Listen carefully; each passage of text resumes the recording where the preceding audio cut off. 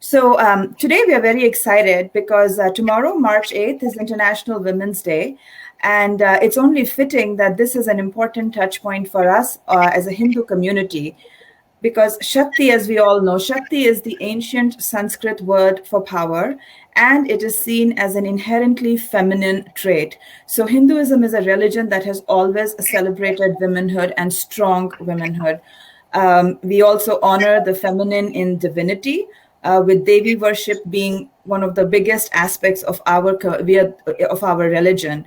So. I think we can proudly claim to be the only mainstream faith of significant size still alive today where these ancient traditions are celebrated and honored.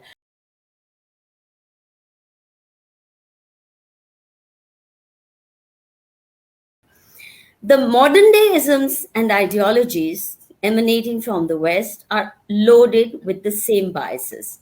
You are treated as a lower species if you don't fall in line with, refuse to identify yourself as a leftist, socialist, postmodernist. I mean, every day or every few months there's a new fashion and you must fall in line. Just as often as they change their clothing fashion and hairstyle fashion, so also these ideologies come and then try to prove everybody else is to be not just wrong, but as though subhuman species, less intelligent, less cerebral than the others, not awakened enough. And as far as feminism is concerned, like socialism, it's not just imported ideologies, but it is also nurtured by foreign funding agencies with all manners of economic and career advancement and incentives offered to you if you convert. And there's such a diverse variety of ways of living and being that's available to us that what feminism offers in contrast is so pitiful. All that it offers women is very mechanical notion of equality. 50%ism is the maximum it can hope to give in a very mechanical, imbecile manner. That's not how you can live life. You wash 50% of the dishes, and I do 50% of the cleaning and cooking. I mean, this kind of, I'm making it light, but basically, everywhere you're forever looking at what pie of the cake do I have? And do I have a 50% pie or not? That's to me a very mechanical way of ensuring equality. And equality actually becomes a very poor thing when you compare to what Hindu dharmic worldview gives to women. So for me, as a Sanatani, as a Bharatiya living here in great country of America, I actually see two different issues. One is the state of Western feminism itself. Now that itself has morphed. Unfortunately, it's derailed, I would say. So what started off as a great movement about rights and equality, parity, now it's sort of turned into this male hating, man bashing, identity politics driven, toxic intersectionality train and machinery called this fifth wave of feminism. And it's heavily politicized and weaponized by political groups, by activism groups, by feminist groups all around the world, but specifically the West. So Western women themselves are finding that they are, even though they have more, power and equality than ever before in history, they're actually less happy today than they've ever been.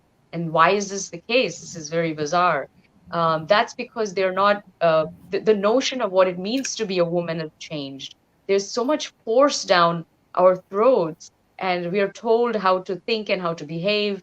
And, I think less than 10%, I think it's 7% of women around the world officially consider themselves feminists. So this is a very, very tiny number. One would think it's 60% if you look at media articles and all the rhetoric around this topic, because it's such a hot topic. but actually it's a very, very tiny amount. I think women are getting turned off by what radical feminism has morphed into today, and making the man the enemy, and demanding for get rid of all the men in power and only have females, or have only all female sort of lists or groups, and so on, or and we don't need a guy, we can do everything on our own. That is not Shiva Shakti, that is not yin yang, it doesn't work. Now when it comes to India, the issue is, we import these Western norms and superimpose them on Indian society, on a society, a culture, set of traditions that has been around for thousands of years, and in some ways, many ways, actually works. So now we're going to put this sort of system that doesn't work, it doesn't quite work. You superimpose it on something that does, and I think the khichdi that you get in the end is very dangerous. And it's you need to tread very carefully, because I think there's a lot of conflation happening, and there's a lot of sort of delusion around it.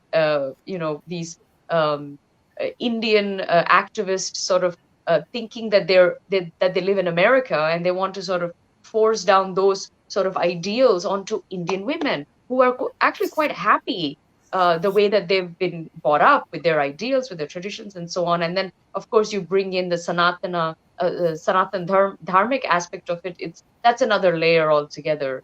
I just think for my own life, I have found dharmic feminism, or Indic feminism, and those ideals extremely important. They've been my tools. They've given me fortitude. They are what make me unique. I think the most beautiful thing about the Hindu feminism, or the real Shaktiman, is there's no encroachment of spaces. We it's not about rights anymore and fighting for rights. It's about duty. So we know our place in the world. We know that there are places where we are irreplaceable. A mother cannot be replaced. So you may be the CEO out there, but when you enter your home with your children and your parents, you are someone different. You mean everything to them, and nobody can take that place, right? So you must sort of really uphold that. And with the Shiva Shakti, it's the Shiva is like, the man, it's the computer in the society, but he won't be able to get charged up unless you plug in the Shakti, which Right. happens to be the divine feminine essence.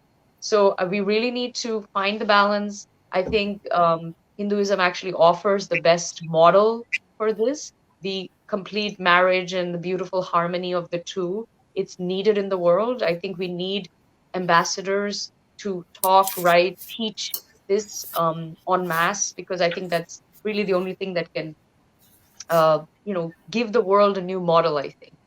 We should avoid the temptation of projecting our worldview as the best. It's best for us. You Yes. may not take it. We are happy. If you have other ideas of the best, so be it. And we should not ever peddle it as the best, except insist on the right of everybody to allow us to choose what appears good or best to us. To me, that's very important. Even this business of consort goddesses, every devata is incomplete, even dead without his Shakti. But there's another thing to be remembered. One, you can be an atheist and be a Hindu. You don't have to believe in any god, deva, dev, devata, devi. नहीं है, even वो भी चलेगा. And that we must never lose sight of. Those who wish to remain within the cultural and civilizational milieu without yielding to this or that deity, that's okay. That's fine too. But coming back to these goddesses, our devis, it's significant that while consort goddesses like Ma Sita, uh, Ma Parvati, and so on, are revered, loved, but the ones who are feared are the non consort goddesses like Durga, Kali, and many Gram Devis and Devatas. In fact, it's they who are worshipped in a totally different manner. Nobody fears Bhagwan Ram, Bhagwan Krishna. You love them.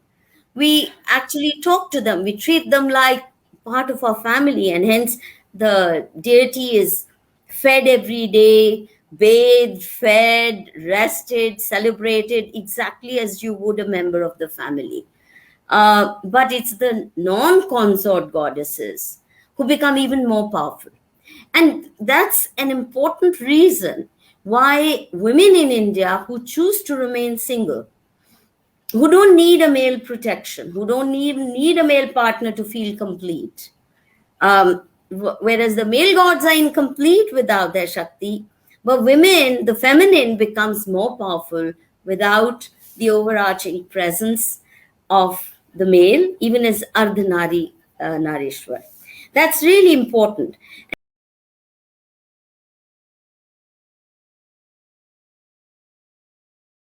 You mentioned the right to vote and how the feminist movement started. Actually, the Women's Day is related not so much to the right to vote campaign, but it was some strike of women in some place in Europe.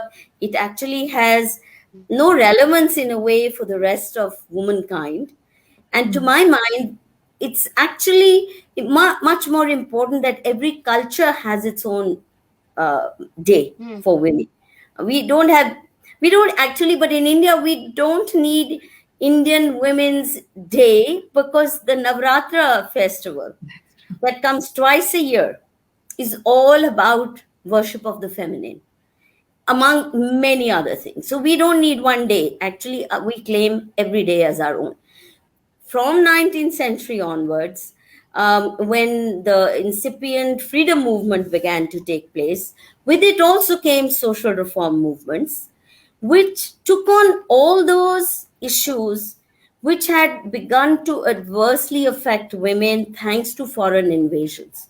We all the sad part is that the pathologies that became inherent or became were forced upon Hindu society by Islamists and then later by Christian missionaries and colonial rule, they are being attributed to Hinduism. Parda, for example, or Char Diwali, they valid only in areas which witnessed very brutal Islamic invasions. It contrasts really brilliantly with the battle for voting rights in Europe. When Montagu and Chelmsford came to India in 1917 to work out some reforms towards self government, Sarojini Naidu and Annie Besant led a small delegation of women to demand that the same rights of representation in legislatures be granted to women as well. The British government tried to evade the issue by suggesting that the new legislatures they were creating, which included Indian representatives, should be allowed to decide for themselves on this issue. This was said on the assumption that Indian male, being more backward, would never be able to accept the idea of equal political rights for women. But the British were taken aback that when, beginning with the Madras legislature between 1922 and 1929, each one of the legislators voted to make it possible for women to be represented in them. And the testimony of Margaret Cousins, an Irish feminist who played a major role in women's organizations in India as well as in Britain, brings out this feature very well. Please listen to this one carefully. She says, perhaps only women like myself, who had suffered from the cruelties, the injustices of the male politicians, the man controlled press, the man in the street in England and Ireland, while we waged our militant campaign for 8 years for 8 years there, after all peaceful and constitutional means had been tried for 50 previous years, only we could appreciate fully the wisdom, nobility, and the passing of fundamental tests in self government of these Indian legislators between the Madras Legislative Council in 1921 and Bihar Council in 1929. All the legislative areas of India had conferred the symbol and instrument of equal citizenship with men on women who possessed equal qualifications. And that was a limited voting right. But Wow. the point is that we didn't have to beg, we didn't have to fight, we didn't have to cry, we were not beaten blue for demanding these rights. And for example, Annie Besant was first woman president of Indian National Conference. She presided over 1917 session, much before we got limited democracy under colonial rule. We had a woman president. Sarojini Naidu was Gandhi's choice for Congress presidentship in 1925, much before the emergence of women's lobby within the Congress party. And Madhu, I told you about this, right? To vote in 1931, the Congress party of those days, not the Congress party of current right. orientation, as early as 1931, the national leaders passed a resolution at its Karachi annual session committing themselves to political equality of women in all fields, regardless of their status, qualifications, age, region, gender, caste, religion.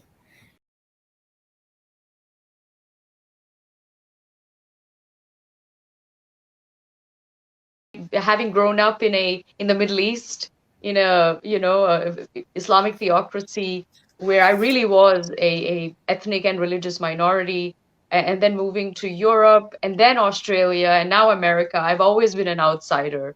And the one thing that has always given me strength is actually my tradition, my faith, my culture, including my idea of power and independence, freedom, and also specifically female power that comes from my upbringing and what my mother taught me and what I saw in her. And all of this is obviously rooted in Hinduism and in the Bharatiya sort of traditions. What I've noticed was, again, this the the the lack of encroachment, not having to sort of take from somebody so that you can have something for yourself. Like nobody needs to lose for you to gain something. The perfect harmony of the male female, which I think again is missing today or very distorted today. And uh, for myself, I think what does it mean to be uh, feminine? It's not looking like a man, and not uh, dressing like a man or acting like a man. And because that's not where power lies. I think the lie that has been sold to society is that power only lies in within that male structure and in jobs and positions that are traditionally more male heavy, let's say, um, executives and the kind of industries that usually men go into. But that's not true, because you can find power anywhere. And also, you don't need to dress and act and talk like a guy to be a powerful, commanding person. But for myself, I always thought that true essence of feminism is vulnerability, softness, openness, being all of those wonderful things, giving, receiving, allowing, making the world a better place, being loving, and being sort of come from love, and all of those great qualities that I think I just find that in Indian women inherently have that, and they own it, and the way that they sort of behave, it's already there. We don't need to do anything to, it's not like we're missing anything, and it's not something that we need to fight for. So I think we need to realize what is precious about our lineage and really uphold it and cherish it and treasure it, because remember, this is the oldest goddess worshipping tradition left in the world. If we lose this, we lose everything. And there's so much Hinduism offers to the world, but it's so unique in many ways. And even if it's just for us, uh, it's something that really deserves to be upheld for as long as we can. because it sort of offers a solution, I think, to every problem in society. So we should be proud of that, know what it gives us, and not feel that we're missing anything at all. In my personal life, it's always helped me, and I think it's made me unique. I stand out uh, a lot because of that, how I think and behave, and a lot of that really comes from sort of that Indian and Hindu way of looking at things. So it's been incredible, I think.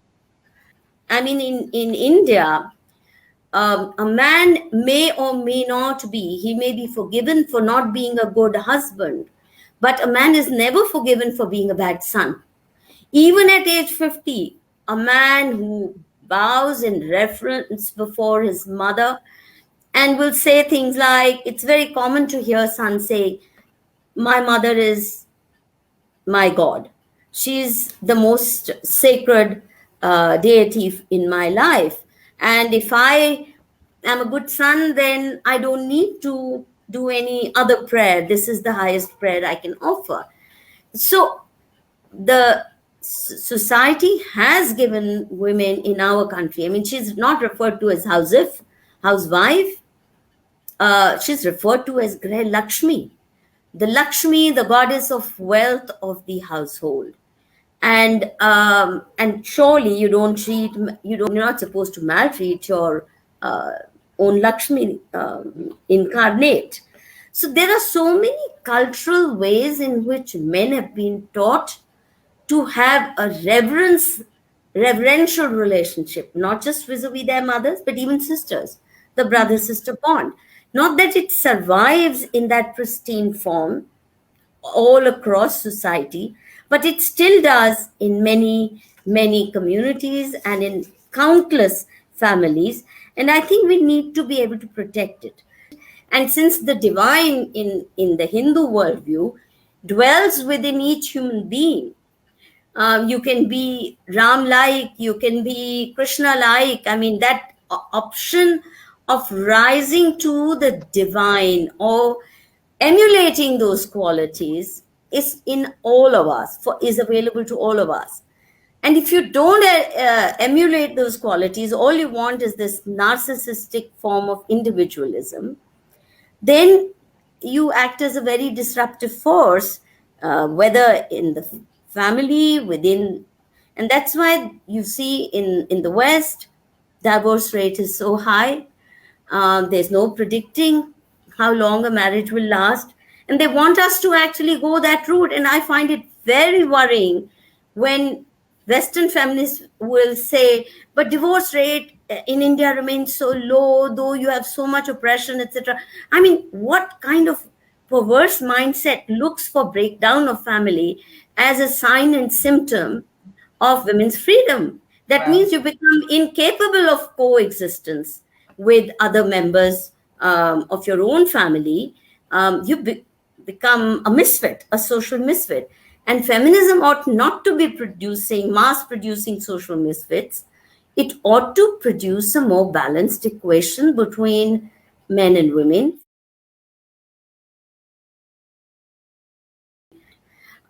We should learn to fund our own universities and research with our own money.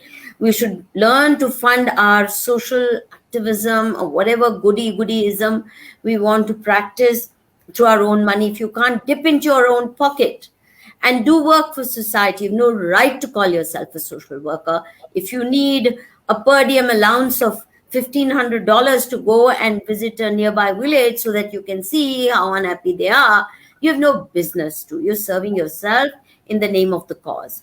We need to be better informed about our past. It's become very fashionable to talk about Indic perspective, Hindu perspective, Sanatan perspective.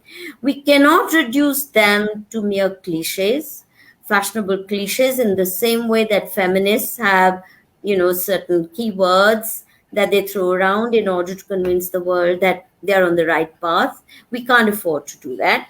We have to be better informed. We have to promote genuine scholarship. And that can happen only when we start valuing our own languages. But really know who you are, know that you come from this ancient, this incredible lineage and this great civilization that has so much to offer. It's rich, it's diverse, it's deep, and very, very more relevant than ever, I think, today in this time. Find your group, I think. Find the group that is genuinely hungry and seeking for this great knowledge and wisdom. It's there. And try to take time to really immerse yourself in your own culture, I think. It has all the answers. I think you just need to revisit it and remember it.